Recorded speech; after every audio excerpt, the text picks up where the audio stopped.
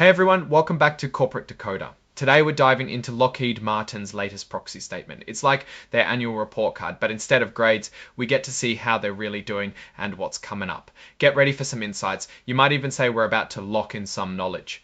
Lockheed Martin, if you didn't know, is a massive global security and aerospace company. They make everything from fighter jets to missile systems, and their main customer is the US government. Basically, they're a key player in national defense. Lockheed Martin has three main goals that guide their business: perform, transform, and grow. Performing means leading in security and delivering good results for customers and shareholders. Transforming involves innovation and adapting to new technologies. Growing means expanding their business into new areas. Now, let's get to the numbers. In 2024, Lockheed Martin had about $71 billion in sales. However, net earnings were $5.3 billion or $26 billion in per share, which isn't too impressive. But the most impressive number was the huge backlog of orders worth $176 billion, $7 billion on buying back their own shares, and paid out $3.1 billion in dividends. It looks like management wants to return money to shareholders. Where does Lockheed Martin make all this money? A big chunk, $28.6 billion, comes from their aeronautics division, which includes the F-35 fighter jet. Another $17.2 billion comes from rotary and mission systems. Think helicopters and maritime tech, missiles and fire control, $15.7 billion, and space, $12.5 billion. Fill out their portfolio. Switching gears, let's look at how the company is run. Lockheed Martin has a combined chairman and CEO, James Taiclet, but also has a strong independent lead director, Thomas Falk. The board of directors oversees management and makes sure the company is acting in the best interests of shareholders. The lead director has a lot of power, ensuring the board closely monitors operations. This includes providing feedback to the CEO, championing board refreshment, and communicating with stockholders. The board has committees that focus on specific areas. The audit committee makes sure the financials are solid. The classified business and security committee handles classified programs and security. The compensation committee deals with executive pay, and the governance committee works on corporate governance and sustainability. Most of the board members are independent, meaning they don't have a conflict of interest with the company.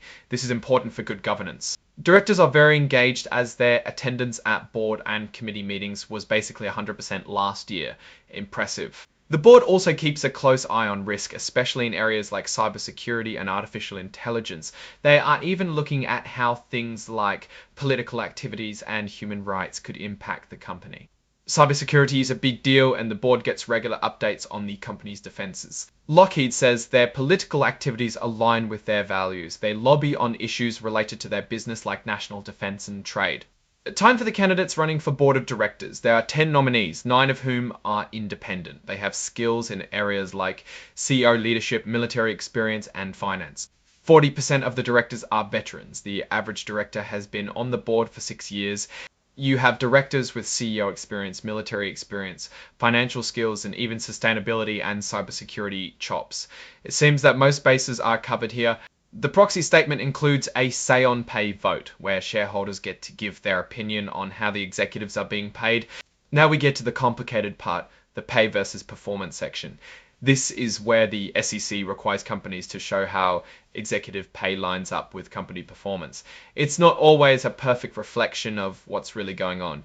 For example, in this 2024 report, performance factors of the CEO were lower due to charges in a certain sector, but his long-term pay was up. The company is asking shareholders to approve their choice of Ernst & Young as their independent auditor for 2025. And the stockholders also want to talk about some stuff. The report highlights management arguing against all 3 points. In short, they think stockholders shouldn't vote on excessive golden parachutes due to overregulation, don't need another report to check whether its political activities align with its human rights policies, since it already aligns.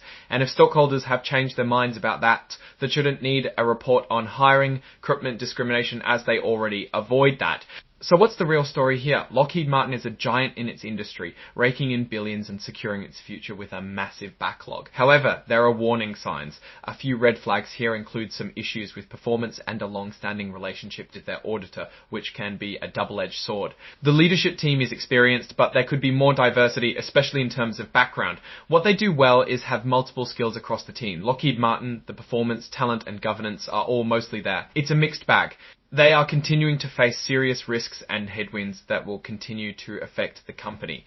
If you are a shareholder, then these risk factors are very important to be aware of and are worth keeping tabs on to understand whether Lockheed Martin stock is a good investment for you. Thanks for tuning into Corporate Decoder. If you enjoyed this breakdown, make sure to hit that like button, leave a comment and subscribe for more deep dives into the world of corporate filings.